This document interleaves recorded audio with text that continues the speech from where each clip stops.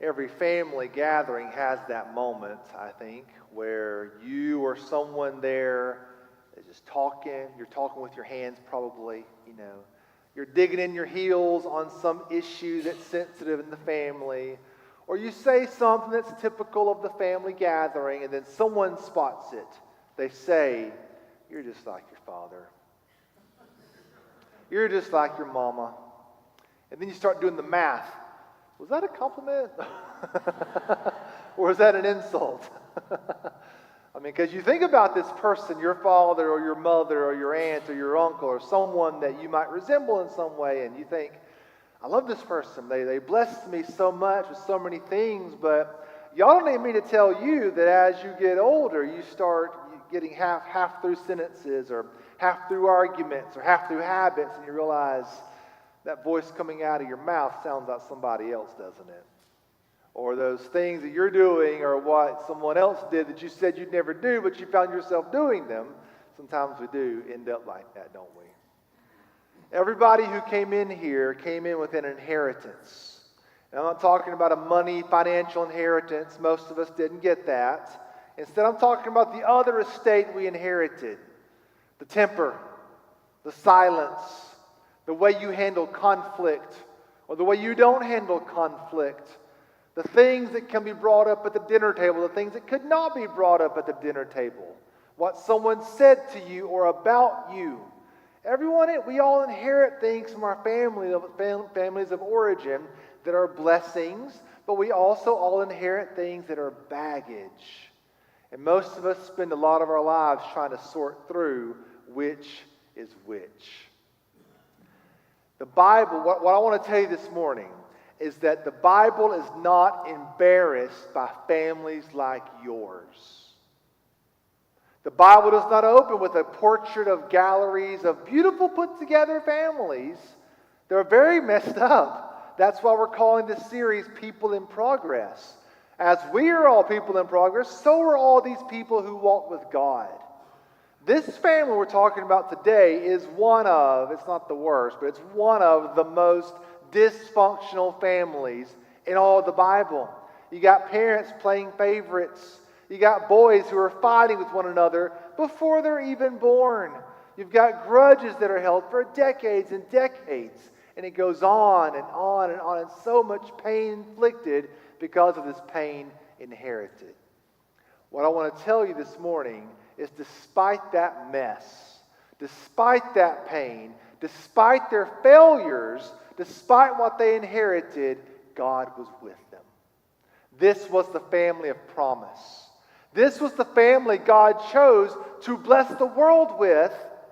And if God can work through them, church, God can work through us, can't He? I want to talk this morning about, I want to look at this from three different angles. I want to look at the mess. We're just going to go through a laundry list. Man, this family is messed up, y'all. We're going to go through it and see it. And then we're going to talk about this moment of the stew, the selling of the stew and all that means for these two characters.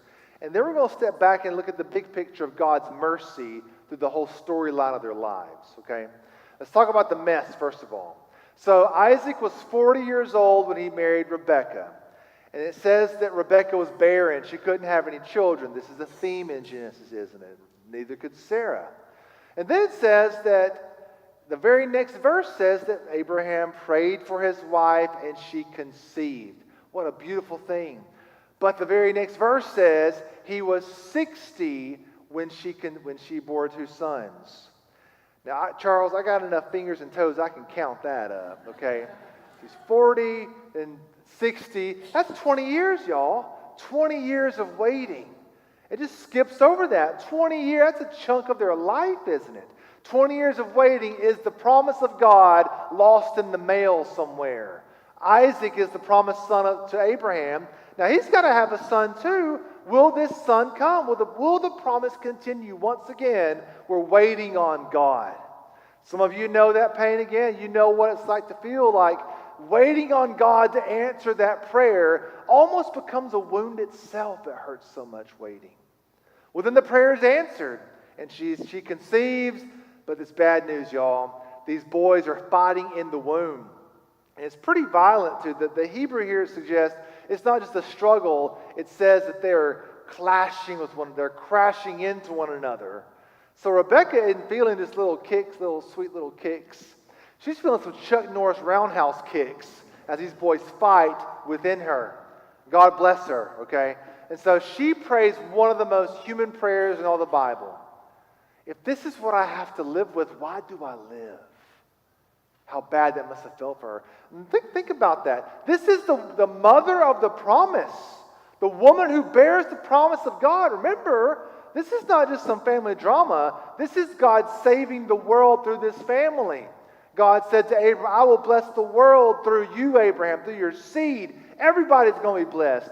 Abram's gone now, okay? Now it's up to Isaac and Rebekah, and now she's got to deal with this. Why do I even live? The Bible is not embarrassed to say that prayer. It's not embarrassed to say, she had a hard moment here. She's struggling with this. The Bible is not embarrassed by that prayer, and church is not embarrassed by your prayer either. You can bring your honesty to God. You can tell God how bad it feels. Even being the child of the promise, it's hard sometimes, and it's okay to pray that prayer. So she goes to God. She inquires of the Lord, and God says, well, you actually got two nations inside you. These two children are two nations. Now, I don't have time to get into all this, but Genesis was compiled over a period of time, and so this is kind of the authors and editors of Genesis are kind of writing their geopolitical map, because later on, Judah and Edom are the descendants of Jacob and Esau. And so he says, the older shall serve the younger. That happens quite literally nationally when Edom for a time is the vassal kingdom of Judah. Okay, that for our purposes here though, this is about Jacob and Esau. Okay, Jacob should not get the birthright, but he's going to get it, as we'll see in just a moment. And so she inquires of the Lord. This is explained to her. Then the boys are born. Quite the birth story too, right? Did y'all hear that? Esau's born, and then Jacob comes out grabbing his heel. And she did this with no epidural, y'all. Can y'all imagine that? Poor Rebecca. God bless this woman. Jacob's name means heel grabber. He's a heel grabber, okay? Spoiler alert, Jacob is a scoundrel, y'all. Jacob is this guy's a con artist, as we'll see next week too. This guy, I like to say, Jacob's the kind of guy who walks in a revolving door after you, but walks out before you. And he's the kind of guy who sells a ketchup popsicle to a woman in white gloves. Okay, he's a heel grabber, y'all. He works the angles. He gets what he wants. And so the story progresses now. Flash forward, they're older. So now we hear Esau is a skilled hunter. He's an outdoorsman. Jacob dwells in tents. He's a gentle type person. Fine, that's okay. No problem with that. Children are different, right? Y'all know this. The two kids can come from the same parents and be completely different, can't they? Totally. That's okay. What's not okay is what it says in verse 28. Isaac loved Esau, for he was fond of his game, but Rebekah loved Jacob. That is not okay. Because what I just told you, church, is this family has love with conditions. Esau is someone who was loved because of what he did, not just because. It doesn't say Isaac loved Esau just because he loved Esau. He loved Esau because he brought in some food. He loved Esau because he was useful. Esau grew up in a home where his mama didn't love him, and he was only loved by his father for what he brought in. He had literally to go out and hunt for his love. He learned nobody's going to save you anything at this table, child. You got to go out and get it yourself. If no one's going to save anything for you, go hunt and find your love yourself. It says that Rebekah loved Jacob. Doesn't say why, but notice what it does not say. It does not say Isaac loved Jacob, and it does not say Rebekah loved Esau. You got two teams off the bat in this family, and they're drafting their players. And those players are going to play this game almost their entire lives. Where did this come from? Why would you do that, right? Anyone would know that's foolish, right? my children, I'll tell them my children a little bit. Sometimes they like to ask me, who's your favorite? Right? I tell Millie, you're my favorite daughter. You know? Amos, you're my favorite teenage son. Campbell, you're my favorite little boy. Right? Isaac got this from his home. Remember that he inherited this from Abraham. Isaac grew up in a home where he watched his own brother get kicked out with nothing but a piece of bread and a skin of water. Kicked down the curb with Hagar. Ishmael and Hagar were kicked out. He saw that. What did he do with that? Did Isaac see that as reaping the benefits of it and say, you know what, I've saw the danger this can do. I'm not going to do this. What did he do? He did the same thing, didn't he? You know what's worse? He goes on. Jacob himself did the same thing. Jacob had a favorite son. Remember him? Joseph. He had 12 sons. He loves Joseph the most, and he made this beautiful, colorful coat. What happened to that coat, y'all? It got covered in blood, because that's what happens.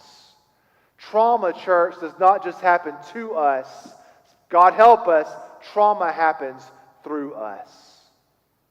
It's sad to say, but this is what happened here. And through this family, y'all, this is what's going on. Esau then, he grows up in a home where his mother doesn't love him. And we're going to talk about this pot of stew in just a second here. But honestly, preachers give Esau a hard time, this carnal, physical man, so impulsive, selling his birthright for a pot of stew. Yeah, not a good choice, as I'll say in a moment. But what was he brought up with? What did he know to do except for grasp for whatever's in front of you? I'm not baptized in Esau's choices, church, but I'm saying you learn a lot about somebody's worst decisions when you find out who they grew up with, don't you? Someone's life, family of origin say a lot about their life choices, doesn't it? But what I want to tell you about, the reason I'm telling you about all this huge mess, that's a mess, isn't it? I mean, it's just generational trauma after generational trauma. Favoritism, battles, and it just goes on and on. It's going to get worse after this. It's bad. This is the family God chose. This is the one God says, I will bless the earth through this family. Of all the families in the world, God says, this will be the one that I'm choosing to bless the world. Why? You think it's because they're a good family? They're not a good family. You think it's because they earned it? They turned things around. They picked themselves up, right? They fixed themselves. They figured things out and got better. That's why God chose. No, because they really didn't. It's bad their whole lives. It is because of the grace of God. God is choosing them because God chooses them. Because God can enter the worst things, the worst situations, the most painful traumas, the generational pains and wounds, and God can redeem that. God is not scared to enter your family, church. Your family does not push God away. You don't have to get yourself fixed up before God comes in, because it is the grace of God that comes into your life, and that's what will fix you. That's what gives us healing. That's what gives us grace. Now, I say that. Now, we say that. That sounds good. Amen, preacher. We'll say amen to that, right? Amen. Right? But, there might be some of you, I don't know, some of us, I know in the church, there are people who think they have what they have because they've worked hard for it. They are who they are because of the choices they've made. And that's part of it for sure, definitely. Right? Sometimes when we start thinking that I am good because I am good, I'm not like those folks over there. I have worked. I have put in the hours. I have made these choices. They did not make those choices. Let me tell you what the Bible told me. Jacob and Esau did not choose to be born, did they? It is the grace of God that they were born. Rebekah didn't open her womb. Isaac didn't open her womb. They could do none of this except for God. Every good thing in this family comes from God. Praise be to God. It's all from Him. And it's the same for us. John chapter 1 says, you were not born, church, by blood. You were not born of the will of man. You were not born of the will of the flesh. You were born of the will of God. That breath in your lungs this morning, church, is not by your choices. The roof over your head is not your dumb luck. The family who brought you up and brought you to church is not because you chose to do that. The doors that opened to you that should have stayed closed, the mercy that came to you in your worst moments, it is not your right. It's not based on your resume. It's not your family name. You are not where you are because of your grit, because of your grind, or because of your genes. It is all because of the grace of God you are where you are. That's where you say, preach! Amen. All right. That's the mess, y'all. That's the mess of their story. And we all live in that. Now, I want to talk about this moment they go into, because we flash forward again here, and now the camera's panned over. They're older now. The camera pans over here to Jacob, and he's stirring up this stew. Jacob's in the kitchen just cooking. And then Esau comes in, his hunter, and he's famished. The Hebrew, in fact, is even stronger than that. The Hebrew says he is empty, he is spent, he's done. Like he's about to pass out, this guy is so famished that much. He's so famished he can't even speak in complete sentences. The Hebrew is kind of broken. It's like, ooh, that red stuff, give me red stuff, that red stuff. And so he wants it. He's so hungry, he's so famished, he wants it like that. So Jacob does not say, well, brother, come on right in here. Have a seat, my friend. I'll fix you up. I love you so much, brother. You look like you had a rough day. Thank you for hunting. Here's you some food. No. Jacob sees an opportunity. Jacob says, sell me your birthright. I need to comment on this birthright, y'all. You need to know the significance of this birthright. In the ancient, a lot of worlds still today, but in the ancient world, the ancient Near East, the firstborn son got the lion's share of the father's inheritance and all of that. But this is even bigger than that, because this birthright is carrying the promises of God. This is that God said to Abram, through your seed I'll bless the world. And Isaac now has this birthright to give that will be through his child seed. The firstborn was Esau. So he should be the one to bless the world. Jacob's wanting that. You got one son who's starving and another son who's scheming. You got one son who can't see past his stomach and another son who can't see past his ambition. If you're looking for heroes in the story, don't. There aren't any. Isaac, Rebekah, Jacob, Esau, they're all messed up, y'all, okay? There are no heroes in this story at all. In fact, they're all running the family software, as it were. This is what's so bad about this, because Esau accepts it. And so he says 5 verbs. With 5 verbs, he changed the future of his life. He swore an oath, he ate, he drank, he got up, and he left. And then the last words, Esau despised his birthright. He despised it. This blessing of God, the blessing of God to bless the world, it doesn't mean anything to him anymore. Give me that pot of stew. Now again, bad choice, very bad investment choice there. The future blessing of the world versus the pot of stew. Not a good choice, Esau. However, keep in mind, I'm not excusing him, but just keep in mind, y'all, this boy learned just to grab whatever in front of him.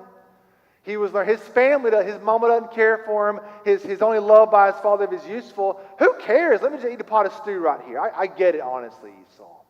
Both of them are running the family software.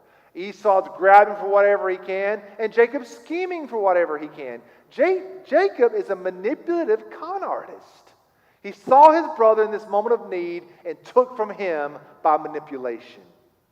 Both of these are running that family software, and none of them are heroes. Okay?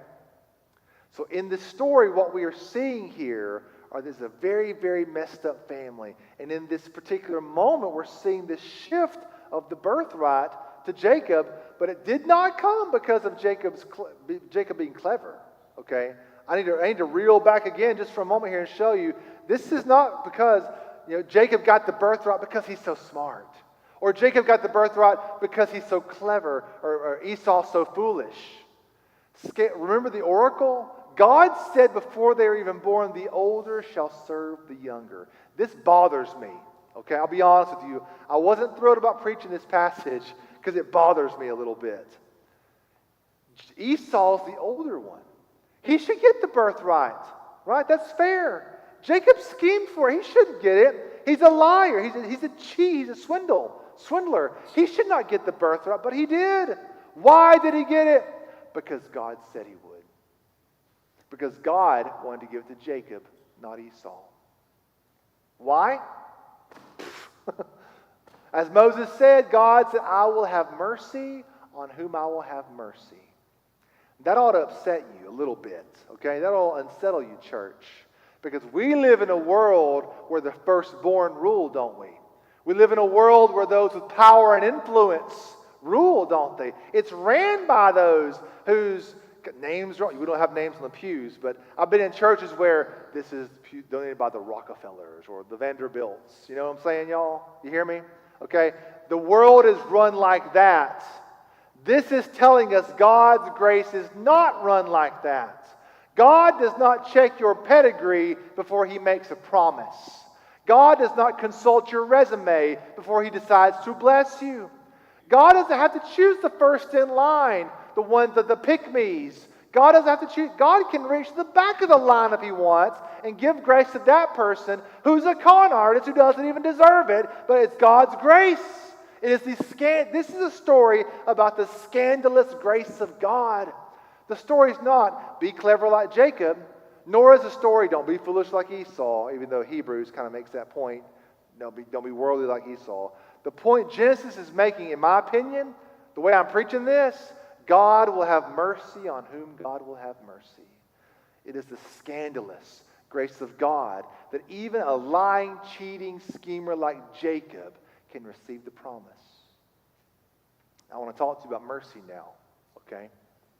Because this is really all about mercy. I will have mercy on whom I will have mercy. Paul quotes that in Romans, talking about this story, actually. It doesn't get better for Jacob. I mean, the next story, we're going to talk more about it in the coming weeks, but the next story is Jacob's mother, Rebekah, teaches him, get some fur, get some animal, stuff, and make yourself hairy like your brother Esau, and go get the blessing of your father. And then when Esau comes, he gets it, and then Esau comes in, bless me, my father. He's like, I ain't got nothing else to bless you with, Esau. I gave it all to this other guy who came. I thought it was you. He cheats again. Esau's filled with murderous rage. He wants to kill Jacob. Jacob's got to run away. Jacob meets his match with a man named Laban who tricks him. I'll work 7 years for your daughter. Okay, cool. I'll give my other daughter the wedding day. Work 7 more years to get Rachel, Leah and Rachel. And it just goes on and on and on. Finally, Jacob and Esau meet together. He thought Esau was going to kill him.